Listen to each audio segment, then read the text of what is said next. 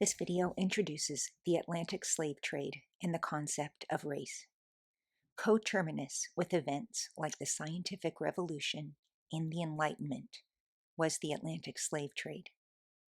The enslavement of Africans by Europeans actually began near the end of the Middle Ages, in the 15th century, when Portuguese merchants brought enslaved African people to Europe.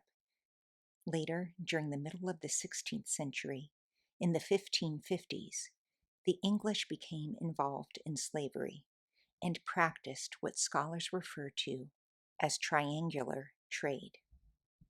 It involved English slave traders taking English goods, like alcohol and weapons, to Africa.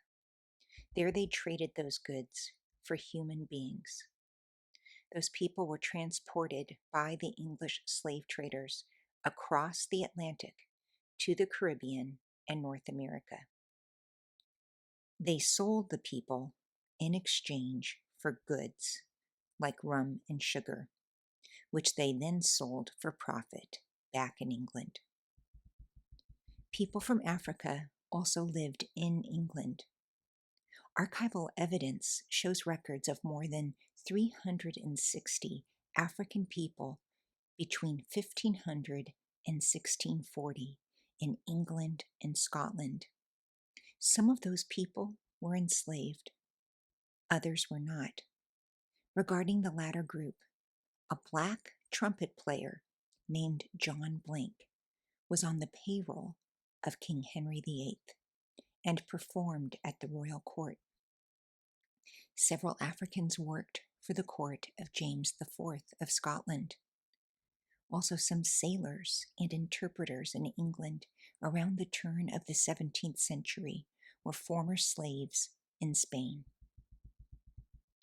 By 1700, the British had become the largest carriers of slaves to the so-called New World.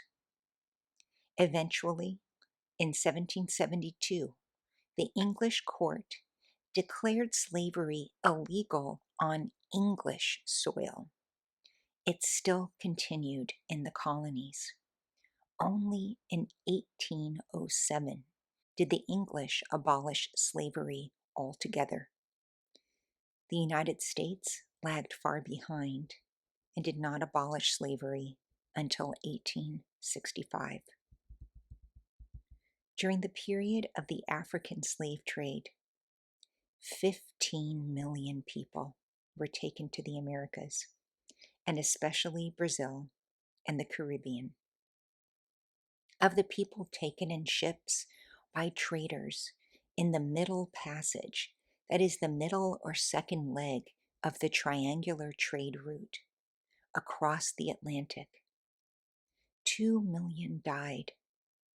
Let me pause on that number. While it doesn't match the number of Jews who died in the Holocaust, which is estimated to have been between 5.29 and 6.2 million human beings, it is nevertheless hideously large. It exceeds the total number of Americans who died in all wars in which they have fought. As triangular trade attests, slavery had everything to do with economics and capitalism. As English professor Houston Baker points out, the relationship between slavery and capitalism means that economics plays a crucial, a fundamental role in African American and African European texts like Equiano's narrative.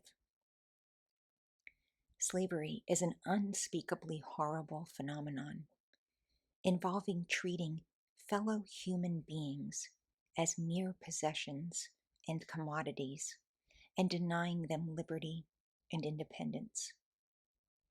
How did the British and other Europeans account for such reprehensible behavior?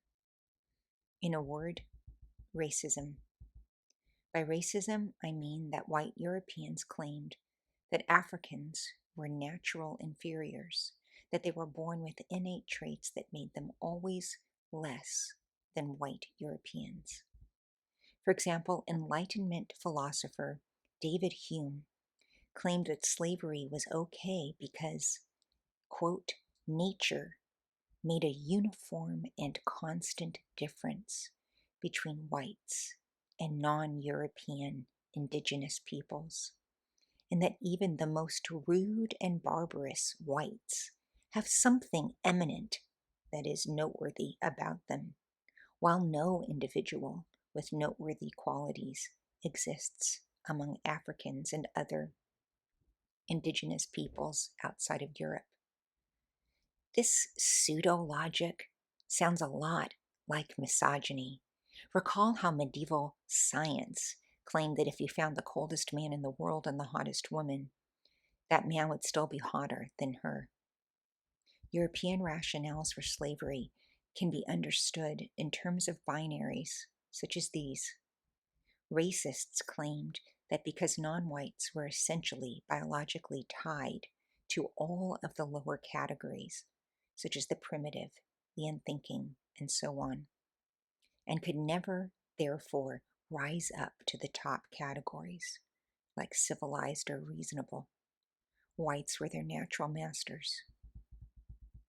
As we know, and as experts such as the anthropologists and medical doctors cited here attest, any notion about a particular group of people being part of a quote-unquote race possessed of unchanging and inherited attributes is complete nonsense.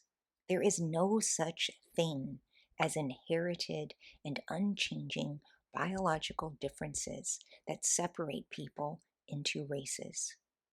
Such utterly false claims only exist as a means of offering a fake rationale for oppression. In other words, race is a fiction that has historically, and still often does, carry the force and influence of reality. For some 400 years, the myth of race authorized the all too real enslavement and deaths of millions of Africans. Equiano's narrative was published in 1789, many years before the British abolished their participation in the Atlantic slave trade. As I have emphasized, this text, though it is a prose nonfiction work, is a finely crafted literary text possessed of the same complexity, contradictions, and nuances we've traced in Chaucer and Shakespeare. Equiano's primary goal in writing the narrative was to abolish slavery. As you are reading this text, ask yourself, what strategies does he employ to convince his white European English readers to reject slavery? How does he engage major issues like the Enlightenment, the English economy, and the ongoing English investment in Christianity to make his case?